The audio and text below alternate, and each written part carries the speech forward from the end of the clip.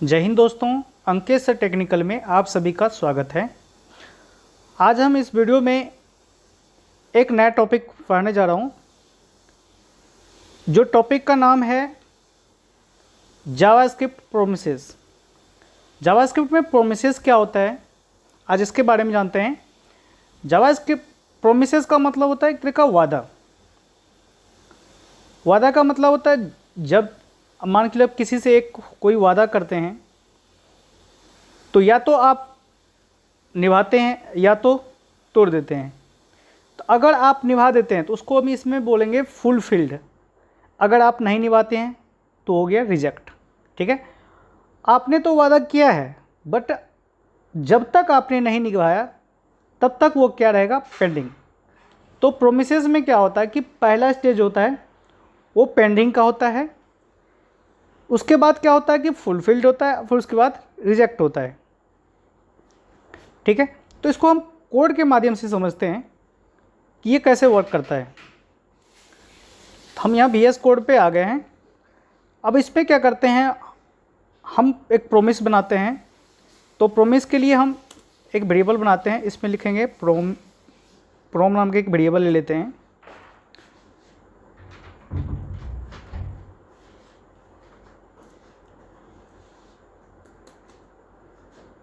इसके अंदर क्या करते हैं, एक न्यू कीवर्ड लिखेंगे, इसके अंदर कैपिटल P करके हम प्रोमिस बनाएंगे। ठीक है, इस प्रोमिस के अंदर एक कॉल बैक फंक्शन जाता है और इस फंक्शन के अंदर दो पैरामीटर होते हैं जिसको हम रिजॉल्व और रिजेक्ट बोलते हैं। रिजॉल्व और दूसरा होता है रिजेक्ट। रिजॉल्व को ही फुलफिल्ड बोला जाता है, एक होता है रिजेक्ट। अब ये हमारा प्रोमिस रेडी है। अब इस प्रोमिसेस में क्या करते हैं, हम एक कंडीशन लगाते हैं। एक वेरिएबल ले लेते हैं x, उसका वैल्यू हम रख लिए 0।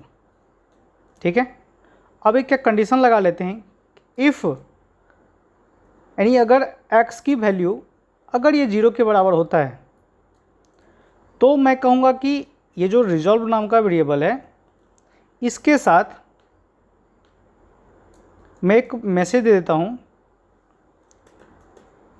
डेटा इज़ रिजॉल्व या टास्क इज रिजॉल्व बोल देते हैं, टास्क इज रिजॉल्व। ठीक है, अगर ये नहीं होता है तो हम एक एल्स पार्ट भी लगा देते हैं, उसके साथ हम रिजेक्ट वाले वेरिएबल को भेजेंगे और इसके अंदर एक हम यहाँ मैसेज देंगे, टास्क नॉट रिजॉल्व,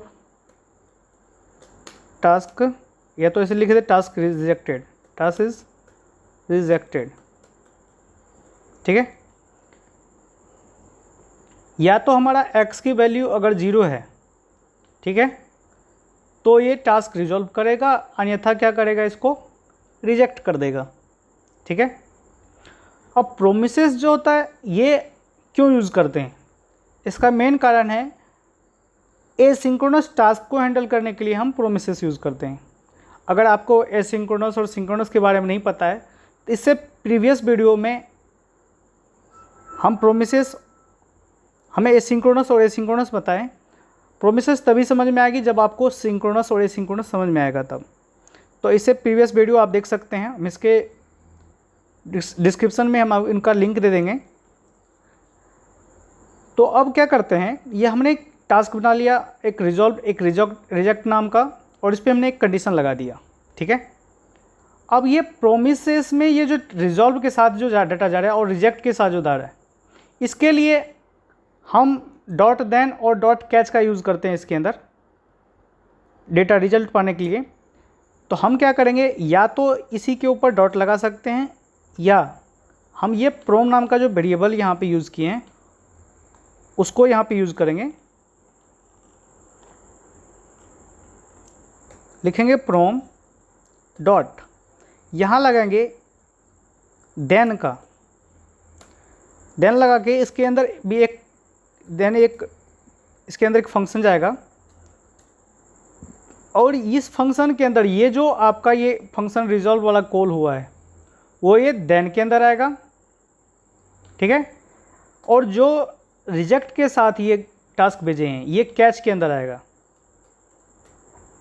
ये कैच के अंदर आएगा। कैच को भी एक हम इसके अंदर फंक्शन लिखेंगे, एरो फंक्शंस, कोई भी फंक्शन लिख सकते हैं, नॉर्मल फंक्शन भी लिख सकते हैं। अब ये यहाँ पे क्या आएगा, जो आपने अभी रिजॉल्व किया है टास्क को उसका रिजल्ट आएगा यहाँ पे रिजल्ट।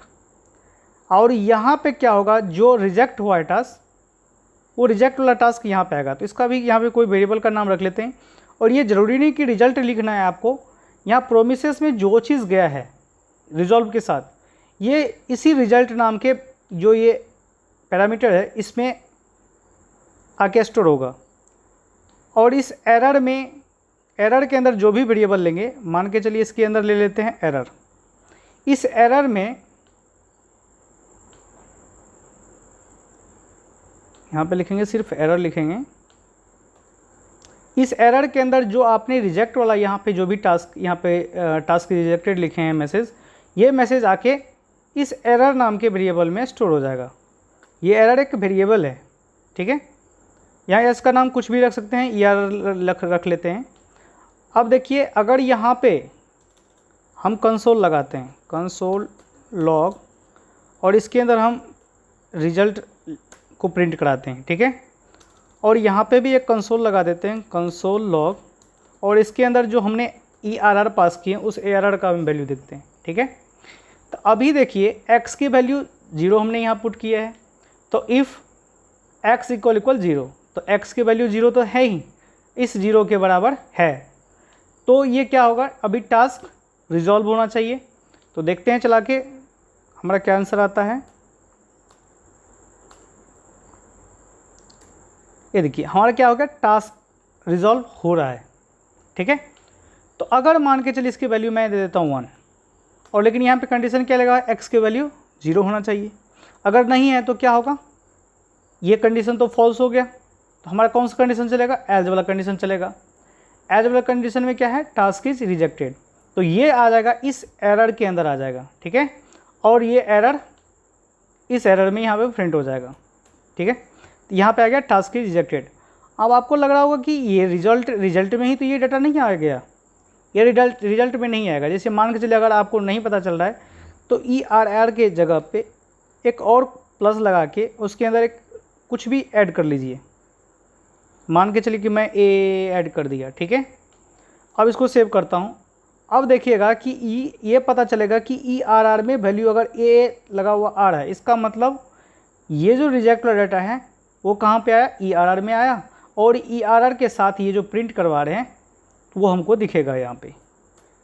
तो ये देखिए टास्क इज रिजेक्टेड, और AA जो हमने अभी यहाँ पे इसके ऐड किया था वो भी दिख रहा है। इसका मतलब ये जो रिजेक्ट वाला टास्क है ये कैच में आता है, और जो रिजॉल्व के साथ आता है वो कहाँ आता है, देन में आता है, ठीक है। तो अब इसमें हमको रिजॉल्व और रिजेक्ट तो हमने देख लिया कि कब रिजॉल्व होता है कब रिजेक्ट होता है। लेकिन मैंने बोला था कि जब तक ये टास्क कंप्लीट नहीं होगा, जब तक ये प्रोमिस कंप्लीट नहीं होगा तब तक आपको दिखाएगा पेंडिंग। अब पेंडिंग स्टेज कैसे देखेंगे कि हमारा ये टास्क है रिजॉल्व वाला, तो ये तो अभी इतना जल्दी हो जाता है कि हमें पता भी नहीं चलता है कि वो रिजॉल्व कितना जल्दी हो गया। तो इसके लिए क्या करते हैं, थोड़ा सा डिले के लिए हम एक सेट टाइम आउट लगाते हैं यहाँ पे। तो सेट टाइम आउट में क्या करेंगे, इसके अंदर भी एक कॉल बैक फंक्शन जाता है, और प्रीवियस वीडियो में भी हम सेट टाइम आउट के बारे में आपको बताए थे जब सिंक्रोनस एसिंक्रोनस हम बताए हैं। अगर आप सिंक्रोनस एसिंक्रोनस का वीडियो नहीं देखे हैं तो देख लीजिए, मैं लिंक दे दूंगा इसके डिस्क्रिप्शन में। अब देखिए इस सेट टाइम आउट के अंदर यहाँ पे मिली सेकेंड में टाइम दिया जाता है, यानी 1000 का 1 मिली सेकेंड होता है, यानी 1 सेकेंड होता है, एक 1000 मिली सेकेंड इक्वल। तो हम यहाँ पे 2 सेकेंड डिले करते हैं इनको, 2 सेकेंड, ठीक है। तो 2000 लिखेंगे, तो 2000 लिख दिए यहाँ। अब क्या करेंगे, अब जब यहाँ पे हम इसकी वैल्यू को कर देते हैं 0, अब ये हमारा इफ वाला चलेगा। अब देखिए अभी हमारा क्या होगा, कुछ टाइम वेट करके और टास्क रिजॉल्व हो गया। ठीक है, अब प्रोमिसेस का यहाँ पे पेंडिंग का कहाँ आता है? जैसे अगर मान के चले कि अभी हमको प्रोमिस रिजल्ट में दे रहा है डेटा, अगर यहाँ पे हम कंसोल लगाएं, लॉग लगाएं और इसके अंदर हम प्रोम जो हमारा वेरिएबल है उस प्रोम को ही देखेंगे, तब पता चलेगा कि ये पेंडिंग में था कि क्या था। ये देखिए, अब यहाँ कह रहा है कि प्रोमिसेस ये पेंडिंग है, लेकिन पेंडिंग होने के बाद 2 सेकंड के बाद टास्क को रिजॉल्व भी हुआ। पहले पेंडिंग आया तो 2 सेकंड तक आने वाला था वो, तो तब तक वो पेंडिंग बताया, बाद में टास्क इस रिजॉल्व हो गया और टास्क को रिजॉल्व कर दिया। ठीक है, तो ये था कंसेप्ट। अब देखिए इसके अंदर कि हम यहाँ पे कंसोल रिजल्ट को करवा रहे हैं। ठीक है, यहाँ इसके अंदर हम एक और कंसोल लगा देते हैं, कंसोल लॉग, इसके अंदर लिखते हैं हाय। अब देखिए इसमें क्या होगा कि अब इसको तो कोई टाइम नहीं लगना चाहिए और रिजल्ट आने में तो हमको 2 सेकंड लग रहा था, क्योंकि हम सेट टाइम आउट लगा रखे हैं तो इसको 2 सेकंड लग रहा है, लेकिन इसको कोई टाइम नहीं लग रहा है। तो हमें क्या होना चाहिए? अगर ये एसिंक्रोनस होता तो पहले क्या होता? हाई प्रिंट होता, फिर ये रिजल्ट लेट से आता तो बाद में आता। लेकिन इसमें क्या होगा, अभी फ़िलहाल के लिए इसको प्रोमिस को बंद कर देते हैं। अब देखते हैं क्या होता है। अब हमारा क्या होगा, टास्क जब तक रिजॉल्व नहीं हो रहा है तब तक हमारा हाई प्रिंट नहीं हुआ। क्यों नहीं हुआ? क्योंकि ये एसिंक्रोनस को सिंक्रोनस में कन्वर्ट कर दिया। ये अब सीक्वेंस वाइज चलने लगा। जब तक इनकी रिजल्ट यहाँ नहीं आएगी तब तक ये हाई नहीं चलेगा। ठीक है, अब इसको हम ऊपर करके देख लेते हैं। अब क्या होगा कि पहले ये काम हो रहा है, उसके बाद ये काम हो रहा है। तो अब तो एसिंक्रोनस है, तो हम क्या करेगा, पहले हाई प्रिंट करवाएगा, फिर इसका रिजल्ट प्रिंट करना चाहिए। चेक करते हैं अब भी क्या हो रहा है। अब देखिए हाई आया और टास्क इज रिजॉल्व भी हुआ, लेकिन कुछ टाइम वेट कर रहा है। यहाँ ध्यान से देखिएगा, कुछ टाइम वेट कर रहा है। जब तक 2 सेकंड नहीं हुआ तब तक ये नहीं चला, तब तक हाई भी नहीं चला। क्योंकि अगर यही